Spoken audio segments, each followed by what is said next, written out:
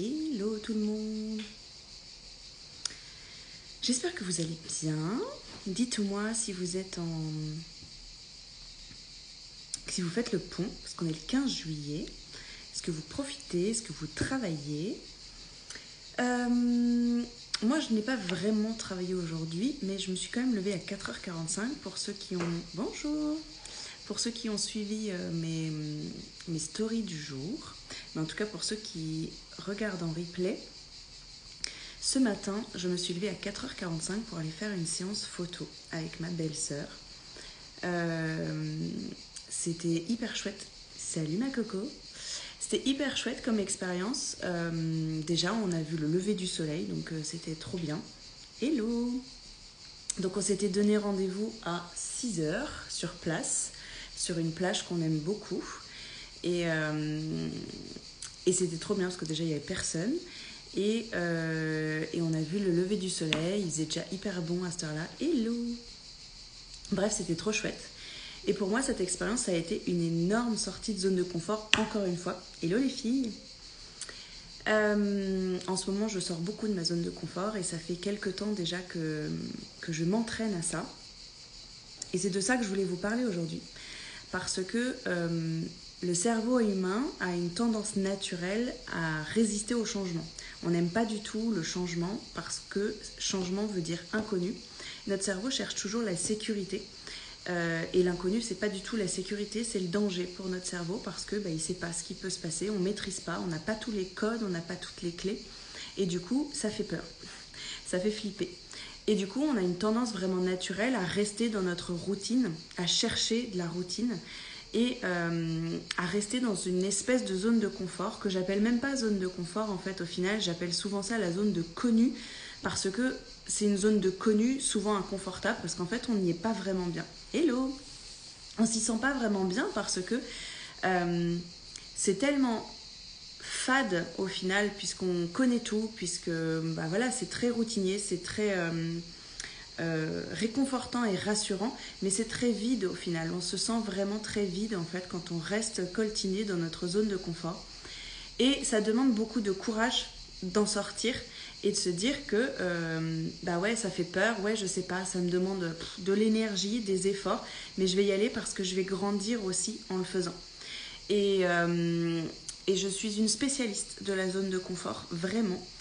Surtout depuis quelques années, depuis que j'ai quitté le salariat, j'ai eu vraiment une grosse période de ma vie où j'étais dans une bulle d'introspection vraiment intense, où j'étais beaucoup dans l'énergie yang avant et je suis tombée dans l'extrême opposé et j'étais vraiment dans le yin, donc j'avais vraiment besoin, ça fait beaucoup de vraiment, j'avais besoin énormément de me retrouver avec moi-même, de me créer ma bulle et de me protéger de tout l'extérieur.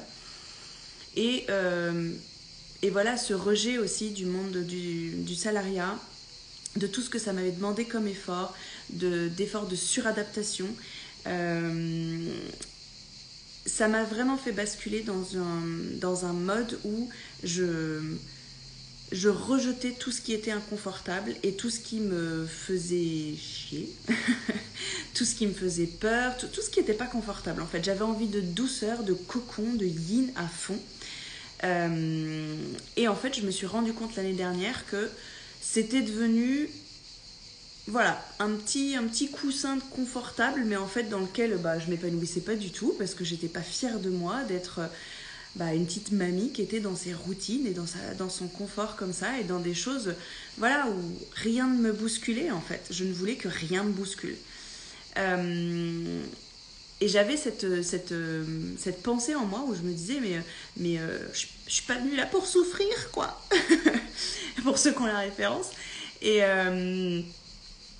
Et en fait, ça a été pas simple pour moi l'année dernière de faire la part des choses entre mon yin et mon yang et de les rééquilibrer, même s'il y a encore du travail d'ailleurs.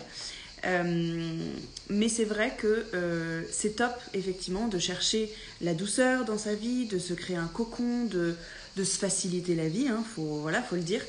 Mais de sortir de notre zone de confort nous permet de prendre confiance en nous, d'être fiers de nous, de travailler sur notre estime de nous aussi. Et c'est hyper gratifiant en fait. Et on se remet dans une énergie, dans quelque chose qui nous motive en fait. tu vois, qui nous drive. Et voilà, c'est hyper positif.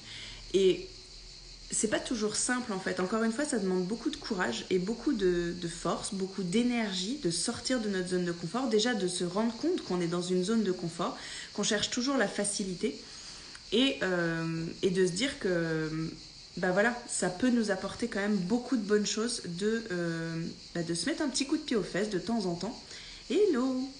Et de sortir de cette zone en fait dans laquelle on n'est pas heureux en fait. On se sent vide, on se sent mal en fait et on se sent vraiment pas fier de nous du tout.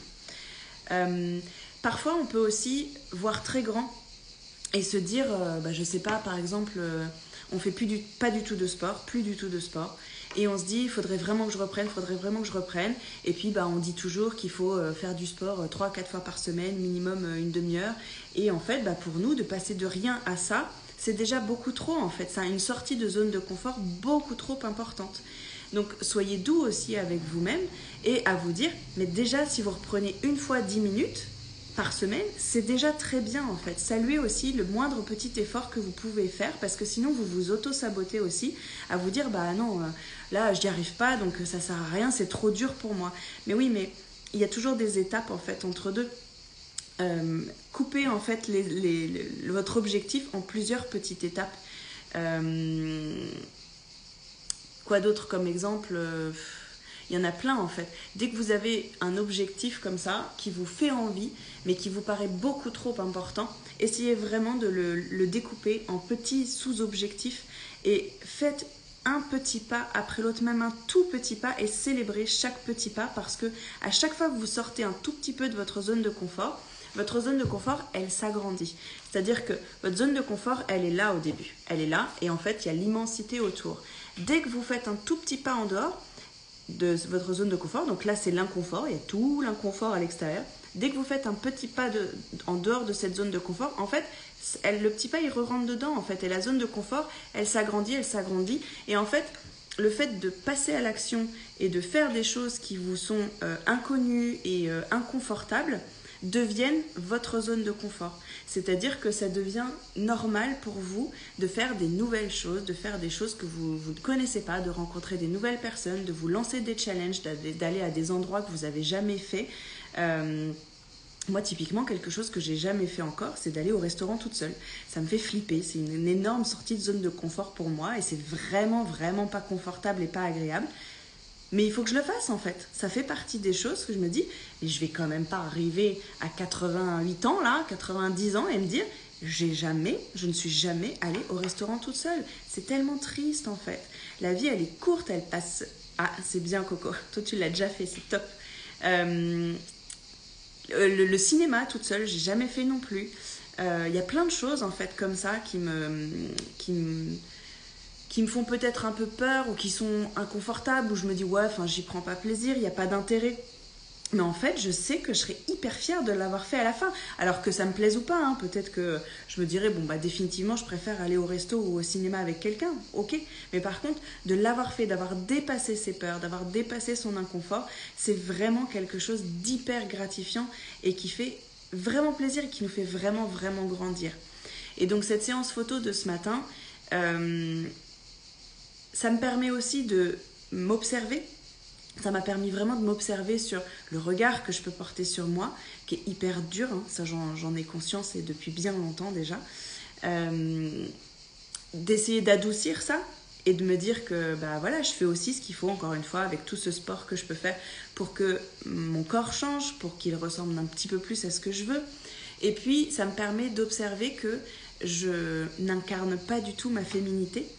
Que je me cache beaucoup derrière l'humour, derrière le rire, et donc je fais je fais des grimaces, je me comporte n'importe comment, je me tiens mal, etc. Juste parce qu'en fait j'ai mis le doigt sur ce fait que je n'incarne pas ma féminité, j'incarne pas la sensualité en fait, je suis mal à l'aise avec ça. Et de sortir en fait de cette zone de confort, ça me permet de voir ce sur quoi j'ai envie de travailler aussi, parce que j'ai pas envie de rester cette femme qui justement qui n'incarne pas la femme qui est en elle, parce que y a quelque chose qui est hello, il y a quelque chose qui est encore une fois inconfortable pour moi en fait. Donc salut. Donc en fait, voilà, le message du jour, c'est que je vous encourage vraiment, et si vous voulez me partager, hein, salut, si vous voulez me partager aussi des choses, en fait, des expériences, je vais y arriver, que vous avez pu vivre ou que vous, voilà, qui vous font peur, n'hésitez pas en fait à en discuter là, si vous en avez envie. Une expérience qui vous fait peur ou une difficulté à sortir de votre zone de confort. Je vous encourage vraiment à faire un petit pas, juste un petit pas, un tout petit pas, un premier pas en fait pour commencer à sortir de votre zone de confort et aller vers votre objectif.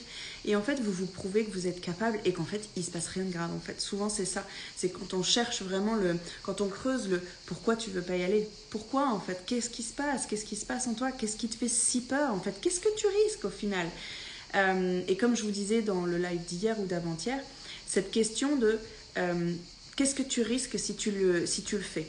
Et souvent, en fait, quand on creuse, au pire, c'est d'être fier de moi, en fait. Ou au pire, c'est bon, que ça me plaise pas, cette expérience, et que je réitère pas. Ok, d'accord. Mais qu'est-ce que tu risques si tu le fais pas? Oui, effectivement, je risque juste de me sentir bien parce que je le fais pas, mais demain, après-demain, etc. Et dans 10 ans, en fait, à force de te dire que tu te retournes dans 10 ans, ouais, je prends aucun risque dans ma vie et je choisis toujours la facilité. Est-ce que ça vous rend heureux, en fait, de vous dire ça? Après, c'est possible, hein, c'est chacun son truc, hein. Mais je pense pas, en fait. Je pense vraiment que l'humain a besoin aussi de sortir de sa routine, de la facilité. Et je suis convaincue que c'est comme ça aussi qu'on grandit. Voilà pour mon message du jour. Et bien écoutez, je vais vous souhaiter un très bon vendredi après-midi. J'espère que vous avez beau temps, que vous n'êtes pas... si vous êtes du côté de la Gironde, là je vous souhaite plein de courage et je vous envoie plein de belles énergies. J'espère que c'est pas trop galère pour vous. On pense bien fort à vous. Et à tous les autres, je vous souhaite un très bon vendredi après-midi. Reposez-vous bien, profitez bien, ou bon courage pour ceux qui travaillent. Et puis, je vous dis à demain.